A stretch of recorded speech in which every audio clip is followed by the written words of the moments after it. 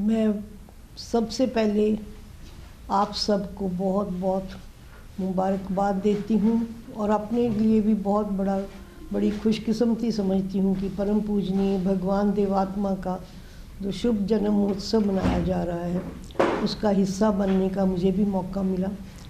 ऐसे गुरु का जन्मदिन मनाया जा रहा है जो धर्म संबंधी और सिर्फ हमारे लिए नहीं, जो सारी मानवता के लिए ही उनका आविर्भाव एक मिसाल है और वही सारी दुनिया के एक शिरोमणि गुरु हैं।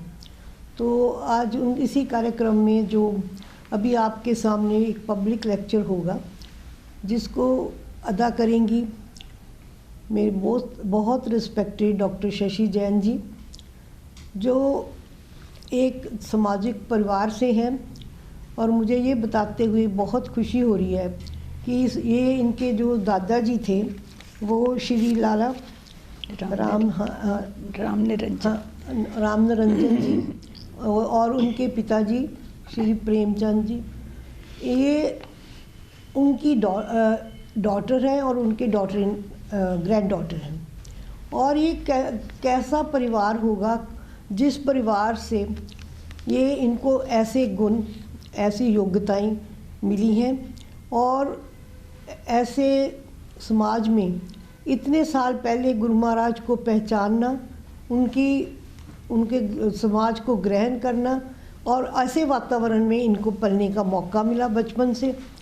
और मैं इसी के साथ मैं भी बताना चाहती हूँ कि मेरी भी खुशकिस्मती है कि मेरा भी जब जन्म हुआ मेरे पिताजी भी देव समाज में आ चुके थे। ये अभी हमें पता नहीं चल रहा कि हमें कितने खुश नसीब हैं कि जो देव समाज में हम पले हैं। और मैं इनकी आज के दिन इनके दादाजी को, इनके पिताजी को, दादी जी को, इनके माता जी को के सामने बार बार सिर झुकाती हूँ, उनको धन्यवाद देती हूँ जिन्होंने ऐसी बेटी पैदा की। ये सिर्फ ये नहीं है कि ये पढ़ाई में बहुत आगे थी, लेकिन उससे भी बड़ी बात उन्होंने जो करी कि हर बच्चे को उन्होंने 14 साल की उम्र में देव समाज का मेंबर बना देते थे। वो जानते थे कि उनकी रक्षा, इनका विकास वो देव समाज में ही संभव है। तो इनको 14 साल में ही देव समाज का मेंबर बनने का सौभाग्य प्राप्त हुआ।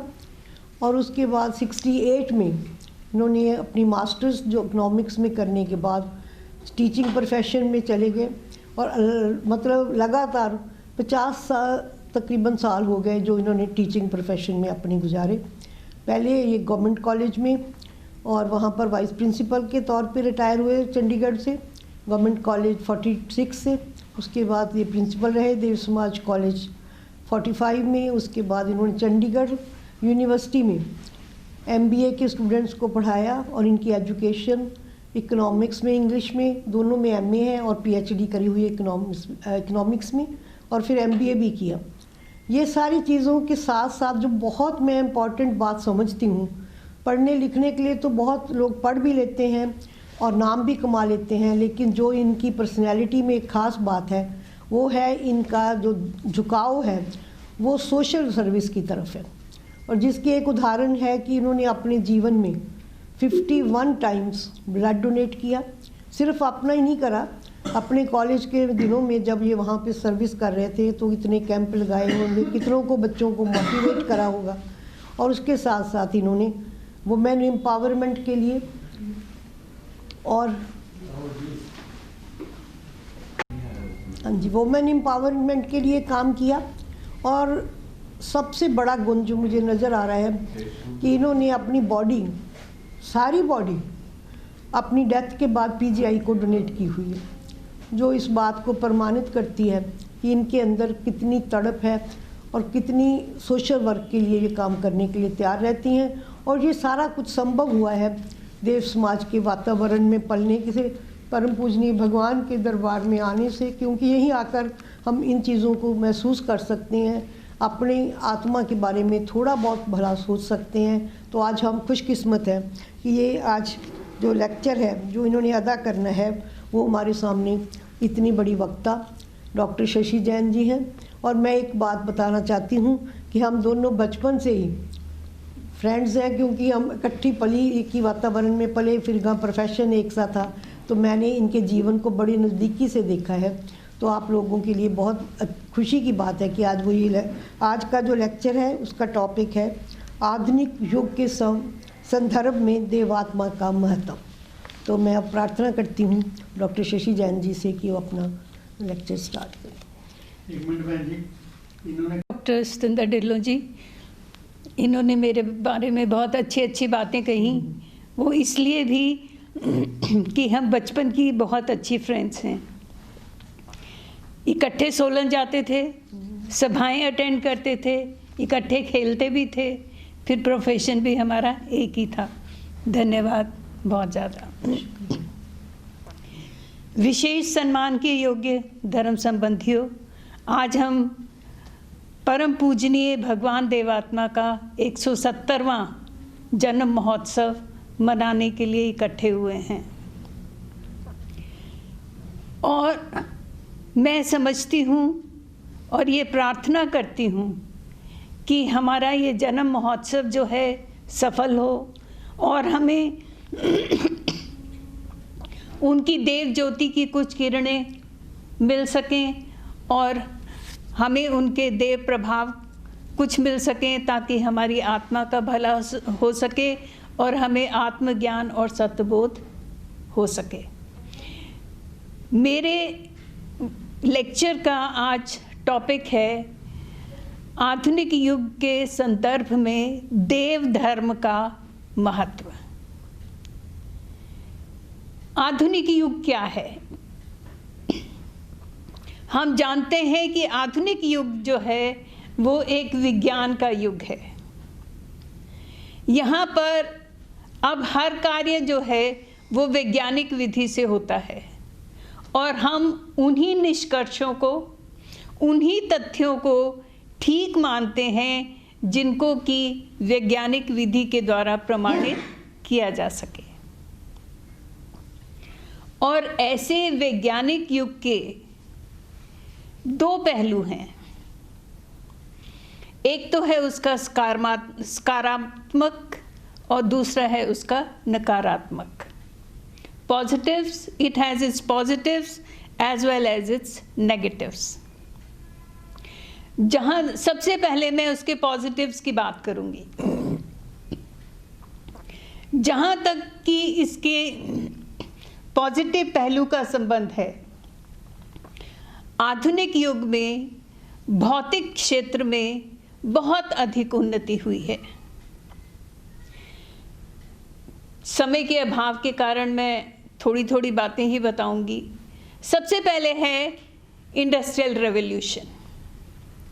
हमें मालूम है कि इंडस्ट्रियल रेवोल्यूशन के आने से छोटी से छोटी चीज़ से लेकर अब कितनी बड़ी बड़ी चीज़ों का निर्माण जो है वो देश में, विदेश में, पूरी दुनिया में होने लगा है। इससे लोगों के लाइफस्टाइल जो है वो बहुत सिंपल हो गया है। हम लोग अपने घरों में ही देख लें कि पहले कितने लेबर करके कोई भी चीज़ पीसनी हो तो सिलबट्टे से, कुंडी सोटे से पीसते थे, पर अब हमारा जीवन जो है वो बहुत सरल जो है वो हो गया है और लोगों को वैरायटी ऑफ गुड्स, बहुत अनेक प्रकार की वस्तुएं जो हैं उनका उपभोग करने का वो आनंद जो है वो ले सकते हैं। छोटी से छोटी चीज़ लेकर बड़े बड़े एरोप्लेन्स, ब्रिजेस, रेलवेज, कितनी चीज़ों का निर्माण जो है इंडस्ट्रियल रेवोल्यूशन की वजह से हुआ है। उसके बाद आई ग्रीन रेवोल्यूशन। ग्रीन रेवोल्यूशन आने की वजह से पेस्टिसाइड्स, फर्टिलाइजर्स, मैकेनाइजेशन, पहले हम यही कहते रहते थे कि agriculture is a backward industry, कि एग्रीकल्चर जो है वो पिछड़ी हुई है क्योंकि किसान जो है वो पुराने तरीके जो है यूज़ करता है, आधुनिक ढंगों से खेती नहीं करता।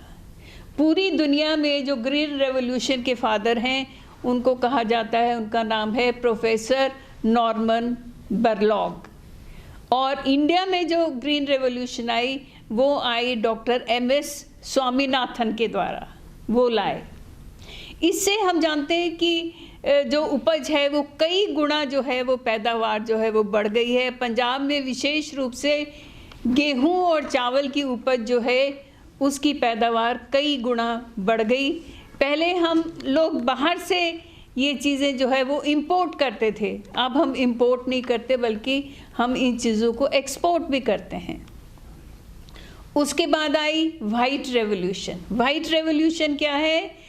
That is revolution in the production of milk, जो डॉक्टर C.T. कुरियन हमारे देश में हुए हैं, उन्होंने वाइट रेवोल्यूशन लाए जिससे कि दूध की उपज जो है, दूध की पैदावार जो है वो बहुत ज़्यादा बढ़ गई कि गायों भैंसों को, पशुओं को कैसी खुराक दी जाए, किस तरीके से उनकी नस्लों की क्रॉस ब्रीडिंग भी की जाती है कि दूध जो है उसकी यील्ड जो है वो बढ़ सके।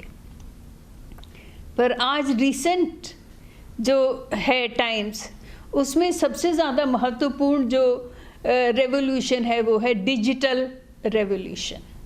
डिजिटल रेवोल्यूशन, कंप्यूटर जो है वो एक तरह का मैजिक बॉक्स है, उसमें हर तरह की इंफॉर्मेशन मिलती है, माइंडेड इंफॉर्मेशन मिलती है, ज्ञान नहीं मिलता। इंफॉर्मेशन जो है वो उससे हमें मिलती है। अब देखिए, मैं यहाँ डेरा बसदेव आश्रम डेराबसी में लेक्चर दे रही हूँ और एक लिंक के द्वारा पूरी दुनिया में इस लेक्चर को सुना व देखा, लाइव देखा जा सकता है। देखा जा भी रहा है। हाँ जी, और देखा जा रहा है। तो वीडियो कॉन्फ्रेंसिंग, चिट्ठियाँ, अब पोस्ट ऑफिस जो है उसमें कितने दिन लग जाते थे, अब सेम मोमेंट उसी समय ईमेल के द्वारा जो है आपकी चिट्ठी, आपका संदेश जो है वो पहुंच जाता है। मुझे याद है हम लोग 1980s में हम लोग फॉरेन असाइनमेंट पर इराक गए थे। हमें हिंदुस्तान में बात करनी होती थी या अमेरिका में बात करनी होती थी, तो हम पोस्ट ऑफिस जाके पूरा दिन बैठे रहते थे, उनको कहते थे कि इस टाइम हमारे फ़ोन पे बात करवा देना। अब व्हाट्सएप के द्वारा पूरी दुनिया में विदाउट स्पेंडिंग एनी पेनी, किसी भी खर्चे के बिना मुफ्त जो है वो आप बात जो है वो कर सकते हो। इस टाइम जो है वो पेंडेमिक का टाइम है, कोविड-19 आया है, उससे देखिए अब डिजिटल रेवोल्यूशन की वजह से एक क्रांति आ गई है, एक क्रांति आ गई है। स्कूल, कॉलेज, यूनिवर्सिटीज़, ऑफिसेस बंद हैं पर काम नहीं रुका है। क्लासेस जो है, स्टूडेंट्स की क्लासेस भी हो रही हैं। ऑफिसेस में जो है एम्प्लॉयज़ वो they are working from home, घर से काम कर रहे हैं। डॉक्टर से आप वीडियो कॉन्फ्रेंसिंग के द्वारा कंसल्टेशन जो है वो कर सकते हो। तो क्या हम इस बात की कभी भी कल्पना कर सकते थे कि वीडियो कॉन्फ्रेंसिंग के द्वारा डॉक्टर से कंसल्टेशन हो सकती है? कुड वी एवर थिंक कि स्कूल कॉलेजेस में जो पढ़ाई है, क्लासेस हैं, वो डिजिटल ऑनलाइन हो सकती हैं? ऑनलाइन आप कोई भी मार्केटिंग कर सकते हो, ऑनलाइन आप पूरी दुनिया से कुछ भी खरीद सकते हो। फिर इसमें आर्टिफिशियल इंटेलिजेंस के द्वारा कुछ काम जो है वो हमारे बहुत तेज़ी से हो जाते हैं। Even in medical field artificial intelligence से डायग्नोसिस जो है वो बहुत जल्दी हो जाता है। और उसके अलावा है डिज़ाइन थिंकिंग के द्वारा जो है वो कोई भी प्रोजेक्ट जो है उसको कस्टमाइज़ कर सकते हैं। अब स्कूल लेवल पर ही ये दोनों सब्जेक्ट्स जो हैं, आर्टिफिशियल इंटेलिजेंस और डिज़ाइन थिंकिंग जो हैं, these subjects have been introduced. फिर हम इंजीनियरिंग के फील्ड में देख लें। इंजीनियरिंग इतने बड़े बड़े स्ट्रक्चर हैं। दुबई में एक पाम आइलैंड्स हैं। पाम आइलैंड्स में कहते हैं कि इतना कंस्ट्रक्शन मटेरियल यूज़ हुआ है कि हम पूरी दुनिया के गिर्द 3 बार उससे दीवार बना सकते हैं। बुर्ज खलीफा है दुबई में ही, that is the tallest building. उससे पहले तो हम एम्पायर स्टेट बिल्डिंग जो है उसी के बारे में।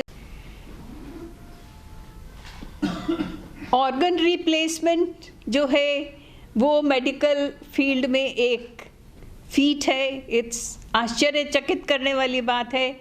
एक मृतक महिला के अंगों में से 4 लोगों को जीवन दान मिला। 4 लोगों को जीवन दान मिला। मेरे आदरणीय पिताजी की मृत्यु 88 साल की उम्र में हुई और उन्होंने अपनी आंखें पहले से डोनेट करी हुई थी और उस उम्र में भी उनकी आंखें जो है वो उन्होंने 2 लोगों को ज्योति जो है वो दी, क्योंकि बाद में हमें पीजीआई के डॉक्टर से लेटर आया धन्यवाद का कि उनकी वजह से इन 2 लोग जो हैं उनको आँखों की रोशनी मिली है। तो ये सब चीज़ें जो हैं आश्चर्यचकित करने वाली हैं। परंतु इसके दूसरी ओर आधुनिक युग में लोपसाइडेड इसकी साइड भी है, इसका नकारात्मक पहलू भी है। आज मनुष्य जो है, सबसे पहले हम कोविड-19 की ही बात करते हैं। आज हम देख रहे हैं कि कोविड-19 जो है वो एक ऐसा वायरस आया है कि जिसने पूरे दुनिया के मानव जाति के अस्तित्व को खतरे में डाल दिया है। सबका लाइफस्टाइल चेंज हो गया है। बच्चे जो हैं स्कूल नहीं जा सकते, कॉलेज नहीं जा सकते, यूनिवर्सिटी नहीं जा सकते, ऑफिसेस बंद हैं, आप एंटरटेनमेंट के लिए बाहर नहीं जाते। The very lifestyle of people have changed. अब though it is not confirmed, पर थ्योरीज क्या हैं? हम ये तो सब जानते हैं कि ये वायरस जो है वो चीन से शुरू हुआ।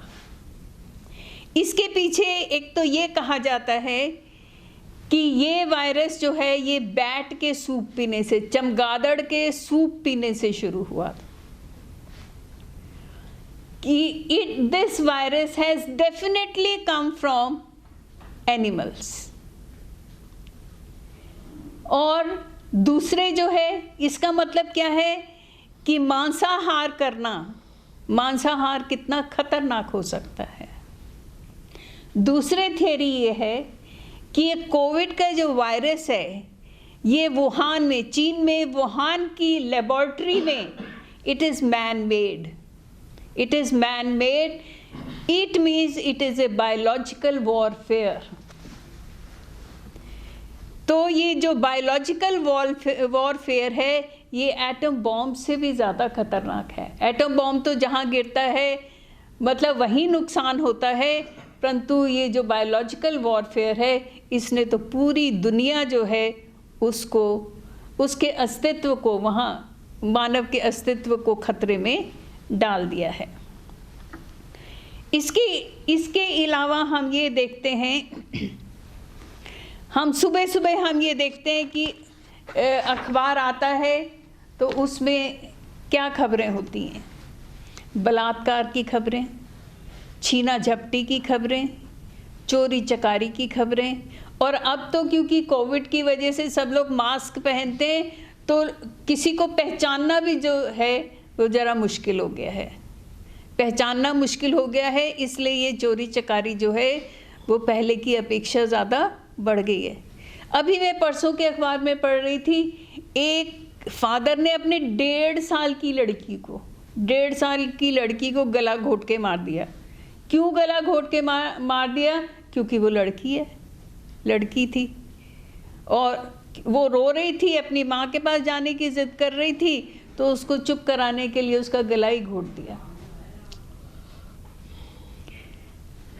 तो मतलब एक father who is supposed to be the protector of his children, he killed his own daughter.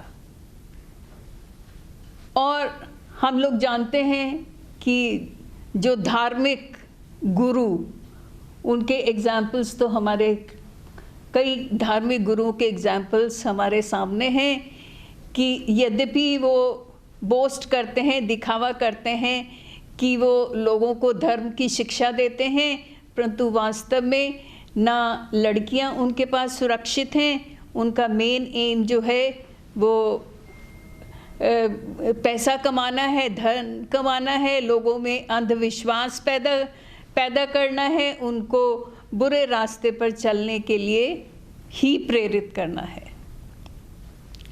तो ये है हमारे सो कॉल्ड जो धार्मिक गुरु हैं। फिर हम देखते हैं कि स्वास्थ्य संबंधी समस्याएं कितनी पैदा हो गई हैं। पूरी दुनिया में 50 करोड़ लोग ऐसे हैं जिनको कि डायबिटीज़ है। 50 crore. It has also become like a pandemic. फिर एनवायरनमेंट की प्रॉब्लम्स हैं। एनवायरनमेंट की प्रॉब्लम्स की वजह से air pollution, water pollution, noise pollution, जिससे कि जो ग्रीन हाउस इफ़ेक्ट है वो उस पर प्रभाव पड़ा है, ओजोन लेयर पर प्रभाव पड़ा है।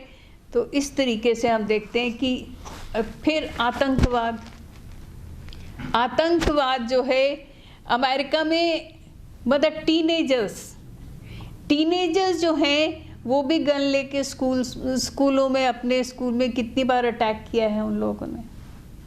टीनेजर्स 14, 15 साल के जो बच्चे हैं। तो इस तरीके से हम ये देखते हैं। और नशे आजकल शराब पीना तो समझा जाता है फैशन है। जो शराब नहीं पीता पार्टीज़ में, ये समझा जाता है कि वो आउटकास्ट है, वो कन्वेंशनल है, वो पिछड़ा हुआ मनुष्य है। नशों की वजह से स्वास्थ्य कितना ख़राब होता है। हमने ये कई बार ये सुना है कि नशे की लत के कारण हस्बैंड्स जो हैं वो अपनी वाइफ्स को मारते हैं। वो पैसे अगर कमा के लाती हैं तो वो उनसे डिमांड करते हैं कि वो उनको पैसे दें ताकि वो उनकी शराब की जो लत है वो पूरी हो सके। उसके बाद है मांसाहार या वायलेंस। फिज़िकल वायलेंस जो है वो कितनी ज़्यादा होती है। दहेज के चक्कर में वाइफ को मार देते हैं। और देखिए कि हमारे कुछ सेलिब्रेशंस का वायलेंस का क्या तरीका है। अमेरिका में नवंबर के लास्ट थर्सडे को थैंक्सगिविंग डे होता है। थैंक्सगिविंग डे कैसे मनाते हैं? जो टर्कीज़ हैं, बर्ड जो हैं उसको मार के, उसका मीट खा के, उसकी डेलिकेसीज जो हैं, ये समझा जाता है कि वो डेलिकेसीज खाएंगे तो ये थैंक्सगिविंग डे होगा। ईद के मौके पर कितने बकरे, कितनी शीप जो हैं उनको सजाया जाता है और फिर उनको स्लॉटर हाउसेस में ले जाया जाता है। हम लोग एक बार कैलकाटा गए, वहाँ काली माई के मंदिर गए। काली माई के मंदिर के बाहर नाली में खून बहुत था। तो मैंने पूछा कि ये खून क्यों पड़ा हुआ है? तो कहते हैं कि यहाँ पे क्योंकि बकरे की बलि जो है वो चढ़ाई गई है। न्यूयॉर्क में एक रेस्टोरेंट खुला है जिसमें ह्यूमन फ्लैश जो है उसकी सब्जी बनाई जाती है। तो मतलब इंसान की प्रवृत्ति जो है वो कितनी हिंसक प्रवृत्ति है। ये हैं इसके लोब साइडेड पहलू आधुनिक युग के। अब ऐसे एटमॉस्फेयर में, ऐसे वातावरण में हमारा देव धर्म जो है उसका क्या महत्व है, देव धर्म के द्वारा क्या किया जा सकता है, इसके बारे में मैं सबसे पहले तो ये कहूँगी कि इन सब समस्याओं का समाधान जो धार्मिक गुरु, अन्य धार्मिक गुरु, दार्शनिक पूरी दुनिया में नहीं खो सके, हमारे भगवान देवात्मा ने 150 साल पहले इनका समाधान जो है वो पाया। इन समस्याओं को कैसे दूर किया जा सकता है। उन्होंने इसका बेसिक रीज़न सबसे पहले तो ये बताया कि मनुष्य की मूल प्रकृति ये है कि कोई भी मनुष्य जो है वो सुखों को प्राप्त करना चाहता है। जिस चीज़ में उसको सुख मिलता है उस चीज़ में वो लिप्त होता है, चाहे उसको ये सुख मांसाहार से मिले या उसको नशों से मिले। और हमें मालूम है कि पहले ये गांजा और अफीम कि ये खा के जो यंगस्टर्स हैं, यंग बच्चे, ये सोचते थे कि हम तो पता नहीं कौन से 7th हेवन में पहुंच गए, बहुत अच्छा लगता है, तो चाहे उससे उनको सुख प्राप्त हो। परंतु वास्तव में क्या है, एक तो पैसे का नुकसान करते हैं, अपने स्वास्थ्य का नुकसान करते हैं, अपने नैतिक जीवन का नुकसान करते हैं। परंतु भगवान देवात्मा ने सबसे बेसिक बात उन्होंने ये समझा दी कि इंसान की मूल प्रकृति जो है वो सुख प्राप्त करना चाहता है, और इस सुख को प्राप्त करने के लिए वो कई बार ऐसी गतियां जो है वो करता है। इस संबंध में उन्होंने ये कहा कि आज मनुष्य को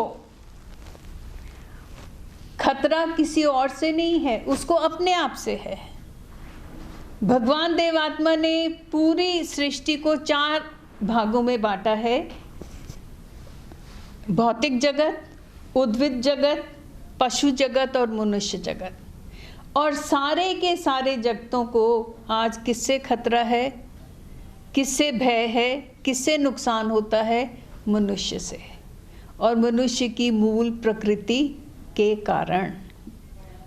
अगर इस प्रकृति को बदल दिया जाए, अगर इस स्वभाव को बदल दिया जाए कि किसी भी मनुष्य को सुख या प्रसन्नता या हैप्पीनेस जो है वो नीच कार्य करने से ना मिले, उच्च अनुराग से मिले या उच्च घृणाओं से मिले, तो उनकी मूल प्रकृति में परिवर्तन होगा और इस तरीके से ये जो वातावरण है उसमें सुधार आ सकता है।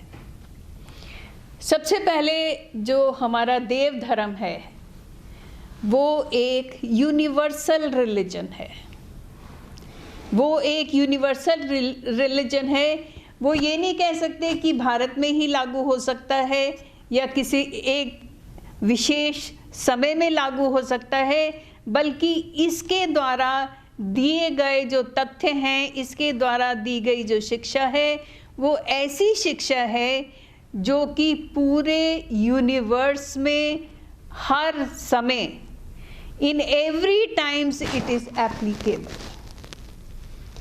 It is applicable at all places at all times. Why? ऐसा क्यों है?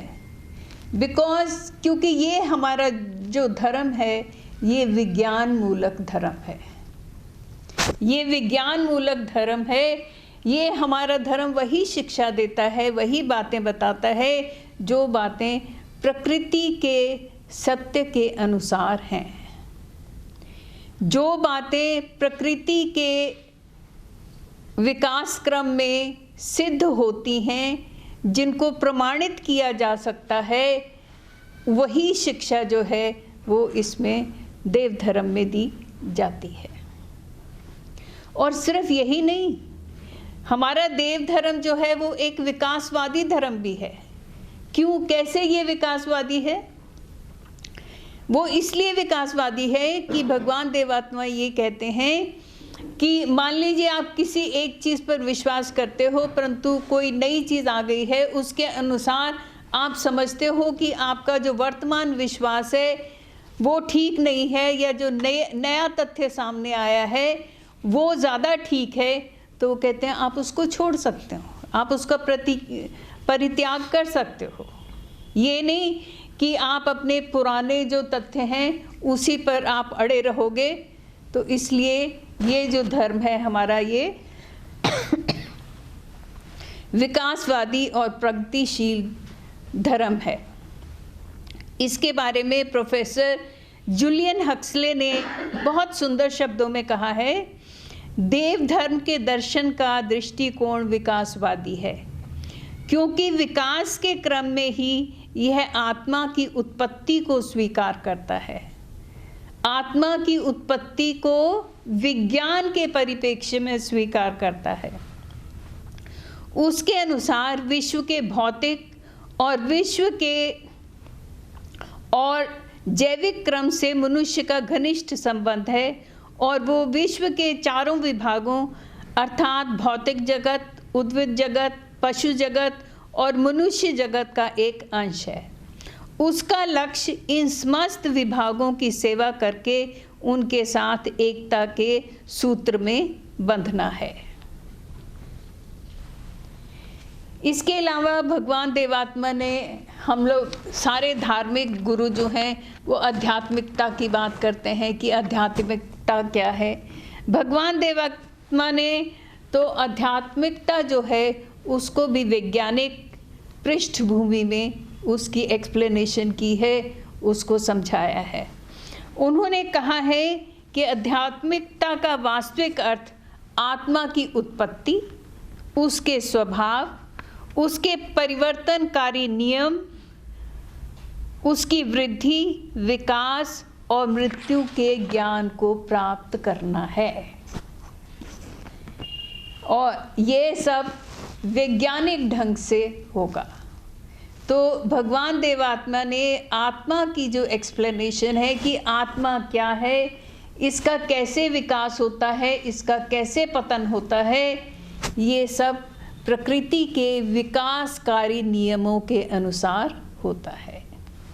तो भगवान देवात्मा तो कहते थे हम जिसके अंश हैं वही नेचर है, केवल सत्य वही नेचर है, महाविशाल वही नेचर है, अद्भुत असीम वही नेचर। इसलिए हम ये कह सकते हैं क्योंकि हमारा धर्म जो है it is a science based religion, so it is a universal religion. इसके अलावा है देव समाज की सदस्यता। हम लोग सब कहते हैं मैं सनातन धर्म को मानता हूँ, मैं जैन धर्म को मानता हूँ, मैं बुद्ध धर्म में विश्वास करता हूँ, परंतु हमारे देव समाज के सदस्य बनना, ये कहना कि मैं देव समाजी हूँ, ये थोड़ा अलग है। देव समाज की पहली श्रेणी की सदस्यता भी ऐसे नहीं मिलती। उसके लिए कुछ प्रयत्न करना पड़ता है, शपथ लेनी पड़ती है, प्रतिज्ञा लेनी पड़ती है। क्या प्रतिज्ञाएं हैं? कि मैं किसी नशे का सेवन ना करूंगी, ना किसी को करवाऊंगी, मैं मांसाहार से परे रहूंगी, ना मैं चोरी करूंगी, ना चोरी करने में किसी की मदद करूंगी, ना मैं रिश्वत लूंगी, ना रिश्वत करने में देने में किसी की मदद करूंगी। फिर एक जीवन साथी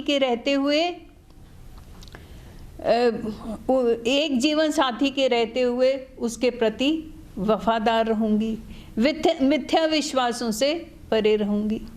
अब आप ये देखिए कि अगर कोई देव समाजी बनता है, ये प्रतिज्ञाएं पूरी करता है, तो क्या सारी दुनिया की आधी से ज़्यादा समस्याएं खत्म नहीं हो जाएंगी?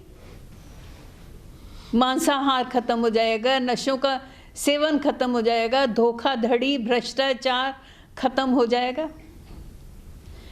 So the very membership of Dev Samaj is a solution to many problems of the modern world. उसके बाद हम ले लें हमारे अभिवादन करने का ढंग। हम देव समाजी जब किसी को ग्रीट करते हैं, किसी को मिलते हैं, तो हम क्या कहते हैं? श्रीमान जी सत्यदेव की जय, श्रीमती जी सत्यदेव की जय। कि मतलब कि सत्य की विजय हो, सत्य की विजय हो। हमारे भगवान देवात्मा तो यही कहते थे, सत्य शिव सुंदर ही मेरा लक्ष्य होवे, जबकि जग के उपकार में ही ये जीवन जाए। और फिर उन्होंने कि कौन सी चीज़ सच है, उसके लिए बहुत ही सिंपल 4 कसौटियाँ उन्होंने दी हैं क्या है ये 4 कसौटियाँ? कि ऐसा कोई भी विश्वास सत्य नहीं हो सकता जो प्रकृति से परे है। ऐसा कोई भी विश्वास सत्य नहीं हो सकता जो प्रत्यक्ष ज्ञान के विरुद्ध है। ऐसा कोई भी विश्वास सत्य नहीं हो सकता जिसकी तर्कशास्त्र के नियमों तथा उसकी विधियों के साथ संगत नहीं है। कोई ऐसा विश्वास सत्य नहीं हो सकता जो कि प्राकृतिक नियमों का उल्लंघन करता हो और जिसे परीक्षण द्वारा प्रमाणित नहीं किया जा सकता हो। तो कितनी सिंपल जो है डेफिनीशन है कि ट्रूथ क्या है, सच्चाई क्या है।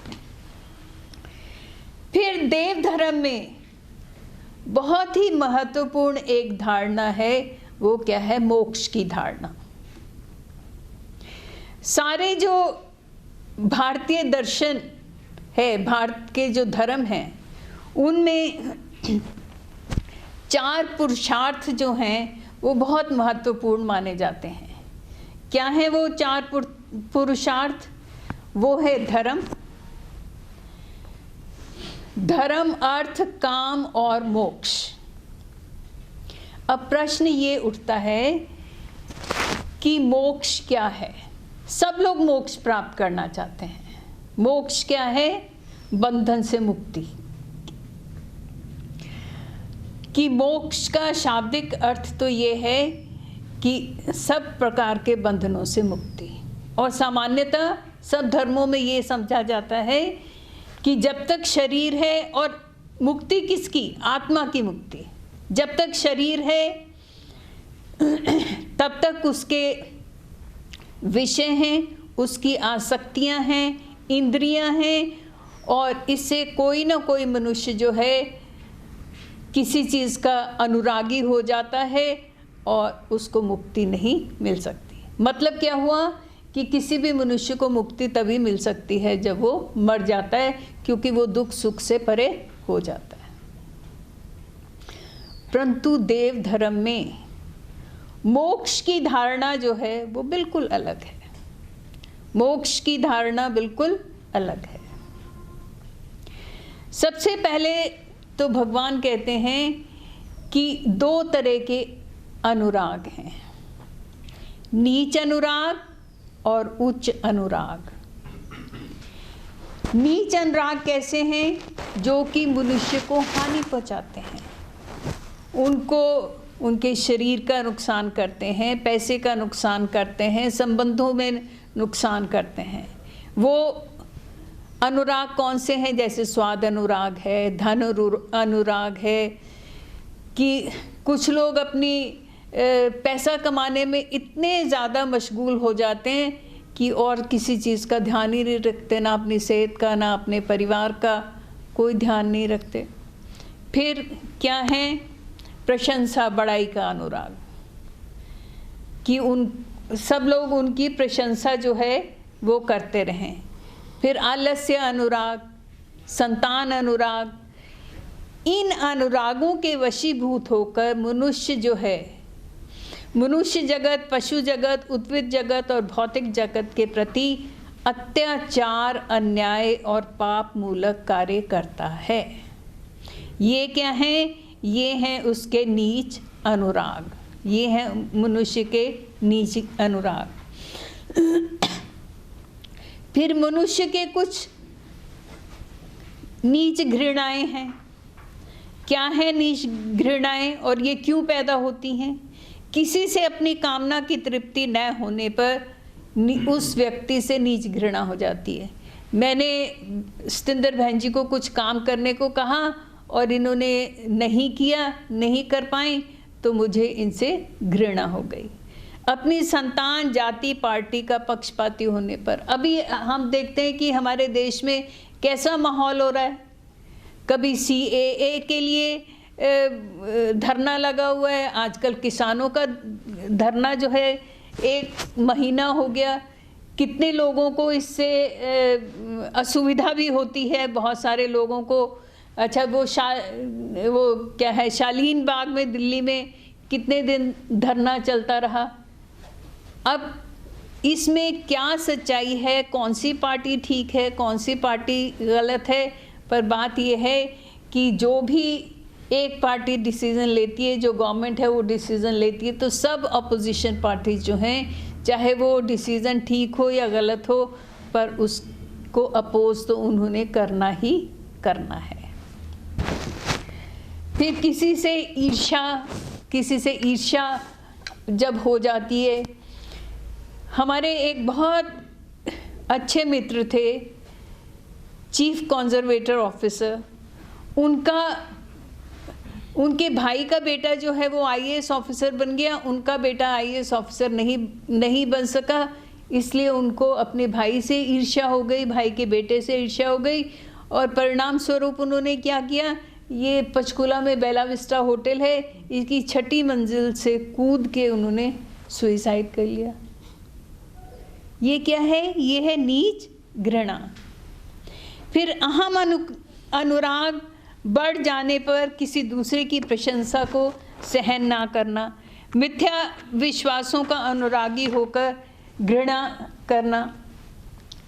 तो ये जो नीच अनुराग हैं और नीच घृणाएं हैं, ये आत्मा के बंधन हैं। तो भगवान देवात्मा ने तो ये कहा है कि इन बंधनों से मुक्ति जो है वो मोक्ष है। इन बंधनों से मुक्ति कैसे हो सकती है? जब मनुष्य में उच्च अनुराग हो और उच्च घृणा हो। उच्च अनुराग और उच्च घृणा। उच्च अनुराग क्या है? निस्वार्थ सेवा है, किसी से सहानुभूति जो है वो प्रकट करना है, करुणा का भाव जो है वो उच्च अनुराग है। स्विट्ज़रलैंड में एक स्कीम है टाइम बैंक कि वहाँ पे कुछ बीमार लोग हैं, बूढ़े लोग हैं जो अपनी देखभाल नहीं कर सकते, तो वहाँ पर आप क्या कर सकते हो कि उन लोगों की सेवा करो। वो जो जितने घंटे आपने उनकी सेवा में लगाए हैं वो घंटे आपके बैंक में वो डिपॉजिट हो जाएंगे, और अगर आपको कभी आवश्यकता हो तो उन घंटों में से, उस समय में से आपको वो घंटे मिल जाएंगे। मतलब कोई दूसरा आपकी जो है देखभाल जो है वो कर पाएगा। मेरे ख्याल से 5 बजे तक ख़त्म करना है ना इसको।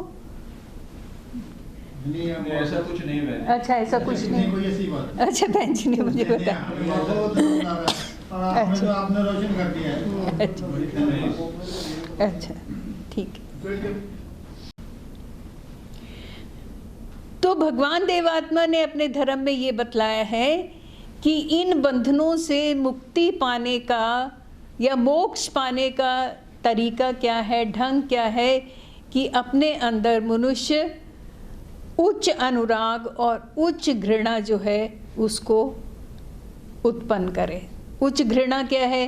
किसी के प्रति दुराचार हो रहा हो, रिश्वत से घृणा करना, चोरी से घृणा करना, अहंकार से घृणा करना, किसी पे कोई अत्याचार हो रहा हो उस पे घृणा करना, ये सब क्या है? ये उच्च घृणाएं हैं। तो ऐसा हम कैसे कर सकते हैं? एक तो मेरे जैसे लोग हैं कि वास्तव में कि जो देव समाजी परिवार में पैदा हुए, तो इसलिए मैंने जो निम्न तरह का जीवन होता है वो मैंने अपने घर में देखा ही नहीं। मतलब वातावरण का एक तो असर पड़ता है। दूसरे ये है कि आप अच्छे सत्संग में बैठो, अच्छे सत्संग में बैठो, अच्छे लोगों की कंपनी करो, क्योंकि कंपनी का बहुत ज़्यादा असर जो है वो पड़ता है। अच्छी पुस्तकें पढ़ो, अच्छा म्यूज़िक पढ़ो, पॉजिटिव थॉट्स जो हैं वो आएँ। इन सब चीज़ों से हमारे जो नीच घृणाएं हैं या नीच अनुराग हैं वो ख़त्म हो सकते हैं, और इस तरह से आत्मा जो है वो मोक्ष को प्राप्त कर सकती है। इसके बाद है शुभ और अशुभ की परिभाषा, शुभ और अशुभ की व्याख्या। भगवान देवात्मा ने शुभ और अशुभ की बहुत ही सरल और स्पष्ट परिभाषा दी है। उन्होंने कहा है कि जब हम किसी भी जैविक या निर्जीव वस्तु को, अस्तित्व को, उसके आकार, उसके गुणों के हिसाब से पहले से विकासकारी करते हैं, पहले से बेहतर बनाते हैं, तो मतलब ये शुभ का कार्य है। और अगर हम किसी अस्तित्व को पहले से खराब बना देते हैं तो ये अशुभ का कार्य है। इससे ज़्यादा सीधी सिंपल डेफिनेशन या एक्सप्लेनेशन हो सकती है कोई? जैसे ये बिल्डिंग है, ये कमरा है, इसको अच्छी तरह से अगर हम पहले से सजाते हैं, इसको साफ सुथरा करते हैं, तो ये क्या है? ये शुभ का काम है। पौधों की काट छांट करते हैं, पौधों को टाइम से पानी देते हैं, खाद देते हैं, ये पौधे लहलहाते हैं, तो ये क्या है? ये शुभ का कार्य है। पशुओं की सेवा करते हैं, पशु जगत की, ये क्या है? हमारा शुभ का कार्य है। किसी बच्चे को हम टीचर हैं, किसी बच्चे को पढ़ा देते हैं, किसी की थोड़ी बहुत सेवा कर देते हैं, किसी को कुछ काम नहीं आता वो सिखा देते हैं, किसी को हॉस्पिटल जाना है उसको हॉस्पिटल ले जाते हैं। मतलब कोई भी किसी के जीवन को पहले से अगर हम अच्छा कर देते हैं, वो उस हमारी शुभ कर गति है। अब हमारे देश में देखो, हमारे प्राइम मिनिस्टर साहब ने स्वच्छता अभियान चलाया है, उससे काफ़ी तो सफाई हो गई है, और ये क्या है? ये शुभ का कार्य है। ये जो है वो शुभ का कार्य है। इसके अलावा क्या है कि जो पौधे हैं उसके लिए फॉरेस्टेशन जो है वो बार बार जोर दिया जाता है कि ज़्यादा से ज़्यादा पौधे लगाए जाएं, पौधों को काटा नहीं जाए, तो ये क्या है? ये शुभ का कार्य है। वैसे तो हमारे देश में society for prevention of cruelty towards animal, ये बहुत देर से बनी हुई है, 70s की बनी हुई है। एक ऐसी सोसाइटी जो कि पशुओं पर निर्दयता को रोकती है। परंतु हम सब जानते हैं कि पशुओं पर कितनी निर्दयता जो है, जो मांसाहारी लोग हैं कितनी निर्दयता करते हैं। मैंने सुना है कि बॉम्बे में जब गायों को काटा जाता है तो पहले उन पे उबलता हुआ पानी डाला जाता है ताकि उनकी स्किन जो है वो फूल जाए, क्योंकि फिर उसका वो चमड़ा उतारते हैं जूते बनाने के लिए, लेदर प्रोडक्ट्स बनाने के लिए। तो क्या ये निर्दयता नहीं है? तो भगवान कहते हैं ये काम क्या है? ये अशुभकर काम है। तो कितनी सिंपल सी परिभाषा उन्होंने दी है कि अगर हम किसी भी चीज़ को पहले से अच्छा कर देते हैं, उसके गुणों में वृद्धि कर देते हैं, तो ये शुभकर काम है। और अगर हम उसको पहले से खराब वर्स कंडीशन में ले आते हैं तो ये अशुभकर कार्य है। फिर है चारों जगतों से संबंध।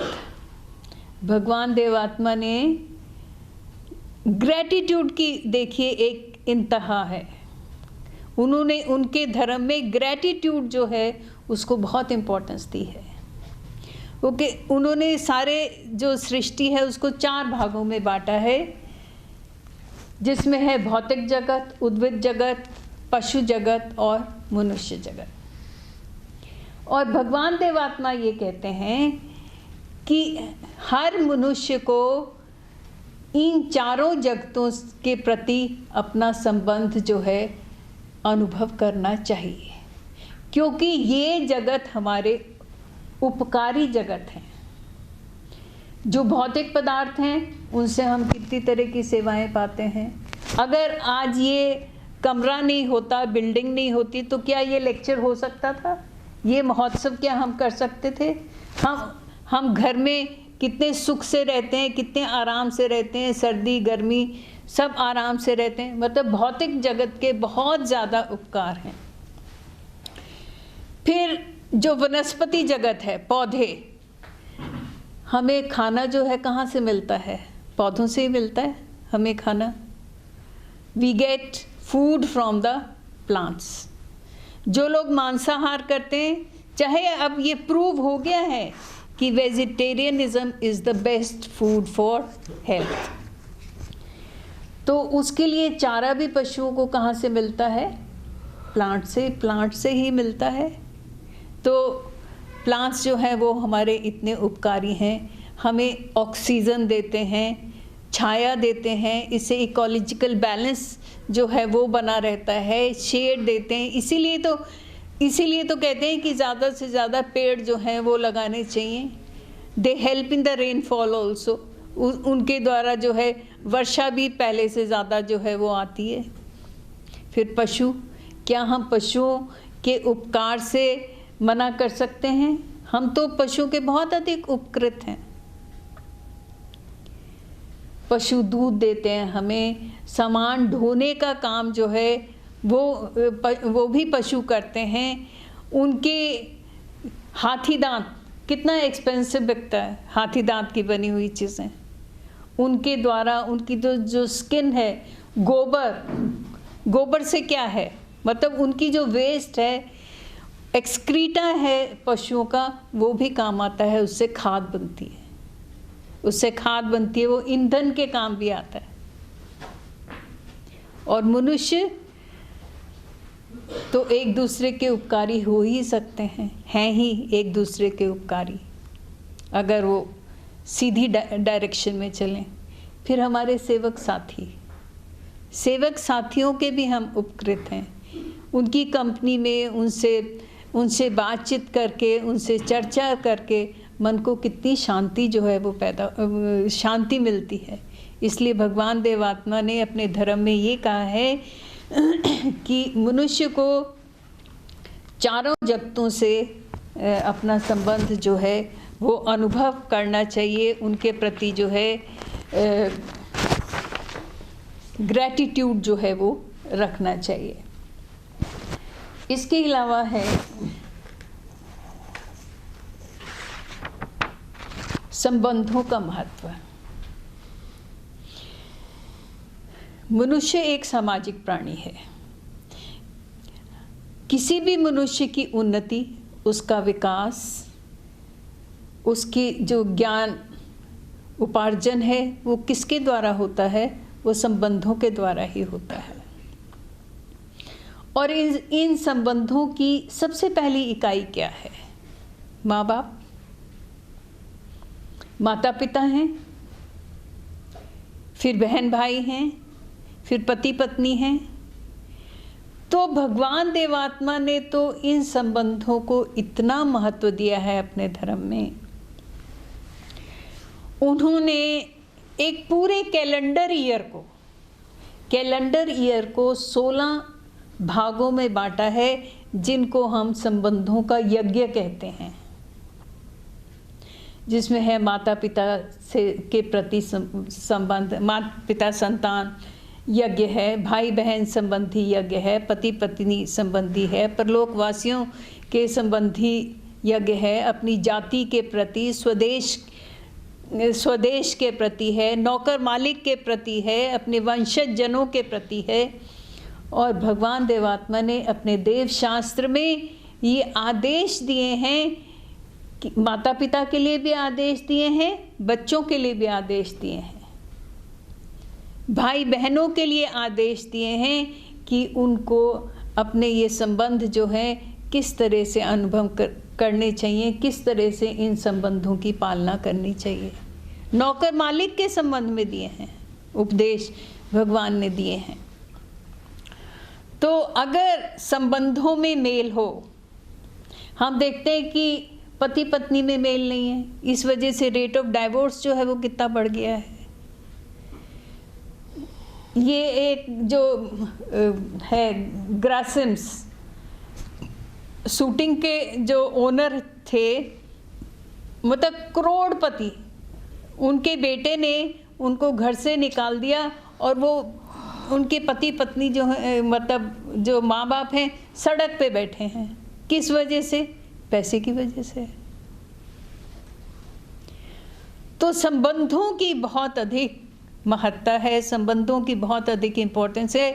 अगर संबंध ठीक हो जाएं, लोगों में अनमेल ना हो, तो भी आधुनिक युग जो है उसकी बहुत सी समस्याएं जो हैं वो ख़त्म जो हैं वो हो सकती हैं। फिर है नैतिक मूल्यों का महत्व। देखिए, मैं किसी की भी फीलिंग्स को आहत नहीं करना चाहती, हर्ट नहीं करना चाहती, पर अलग अलग धर्मों में हम क्या डिस्कशन करते हैं, क्या बातचीत हम करते हैं कि हम भगवान में लीन हो जाएं, जप करें, तप करें और अपने अंदर झांको और इस नदी में नहाओ तो पाप पुण्य आपके जो हैं वो मतलब पाप जो हैं वो आपके धुल जाएंगे। आप संगम में जाइए, संगम के महत्व जो है उसको बताया जाता है। और बाय चांस मैं भी लास्ट ईयर इलाहाबाद का संगम देखने गई थी। जब संगम, मतलब वहाँ नांगे साधुओं का जुलूस जो है वो सबसे पहले निकलता है। मतलब मेरे हिसाब से तो वो एक सोशल न्यूसेंस है। जैन साधु जो हैं वो भी नंगे होके जाते हैं। Isn't it a social nuisance? तो डिस्कशन क्या है कि हम भगवान की भक्ति में कैसे लीन हो सकते हैं। कई लोग मंदिर में जाते हैं, नंगे पैर मंदिर जाते हैं या लेट लेट के मंदिर जाते हैं। उससे क्या हासिल क्या होता है, उससे क्या मिलता है? इससे अलग देव धर्म में नैतिक मूल्यों पर महत्व जो है वो दिया गया है कि नैतिक मूल्य जो हैं उनका क्या महत्व है। नैतिक मूल्य जो हैं वो किस तरीके से मनुष्य के जीवन को उच्च बनाते हैं। बंद कर दीजिए। नहीं, बंद कोई नहीं, कर दो कोई नहीं, बस ठीक है। तो नैतिक मूल्यों का महत्व जो है वो बहुत अधिक बताया गया है। नैतिक मूल्यों में क्या है कि ग्रैटिट्यूड, कि किसी के प्रति शुक्रगुजारी जो है वो क्या है। निस्वार्थ सेवा, कई लोग तो दान इसलिए करते हैं कि मेरा नाम होगा, मेरा प्रशंसा होगी मेरी, इसलिए नहीं। किसी की निस्वार्थ सेवा जो है वो अगर हम करते हैं तो वो हमारे नैतिक मूल्य हैं। अब जैसे जो लोग अपनी बॉडी डोनेट करते हैं, ये भी एक नैतिक मूल्य है। जो सच में विश्वास रखते हैं वो भी नैतिक मूल्य है।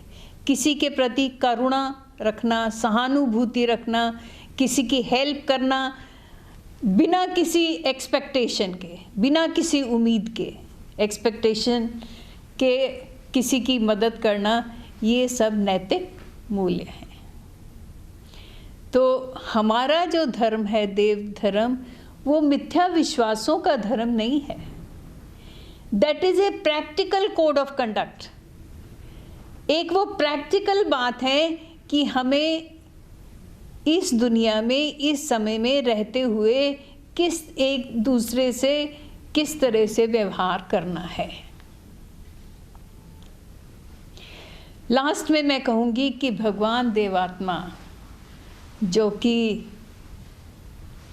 जिनका आविर्भाव इस दुनिया की सबसे बड़ी खूबी है, सबसे बड़ी देन है, उनका अपना जीवन, उनके जीवन की एक एक घटना हम पढ़ें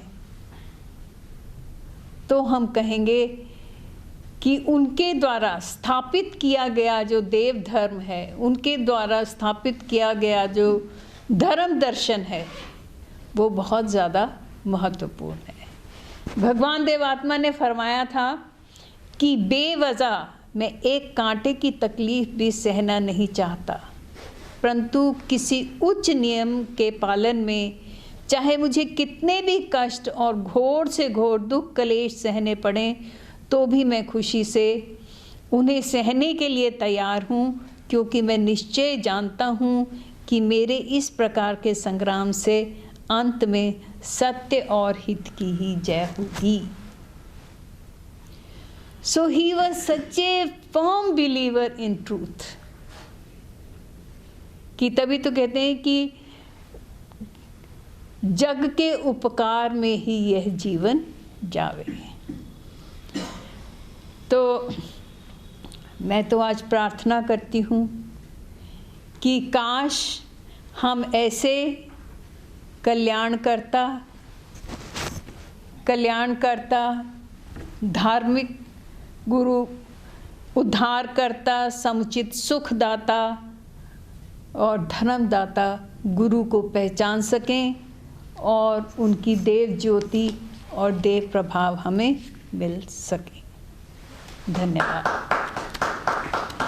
शशि जैन जी, जैसा मैंने पहले बताया था आपको, मुझे पूरा यकीन है कि उनका लेक्चर सुनने के बाद आपने समझ लिया होगा कि कितनी योग्यता की मालिक हैं और इंडस्ट्रियल रेवोल्यूशन से शुरू करके यहाँ पर देव समाज को कितनी डिटेल से गुरु महाराज की शिक्षा को सारी नीच अनुराग, सुख अनुराग, नीच गिरना और शुभ अनुराग हर चीज़ को टच करा है।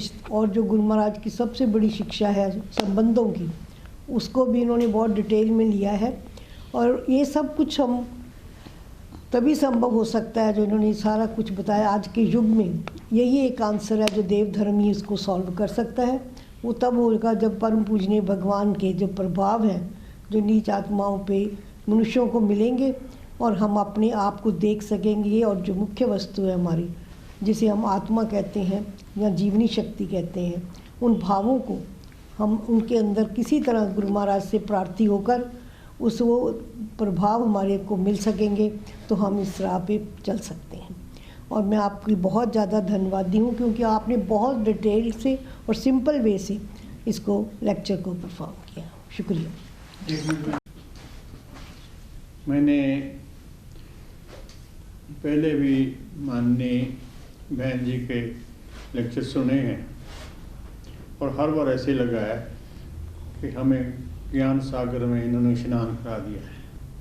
इतने थोड़े समय में इतने मॉडर्न युग की बातें और सही सही टू द पॉइंट लेटेस्ट, और देव धर्म को जिस तरीके से इन्होंने सरल भाषा में थोड़े शब्दों में जैसे कूजे में समुद्र बंद कर दिया है, ऐसे में ये शब्द नहीं ढूंढते कैसे मैं आप दोनों का, सभापति का भी और माननीय वक्ता बहन जी का भी बहुत बहुत आभार महसूस करता हूँ।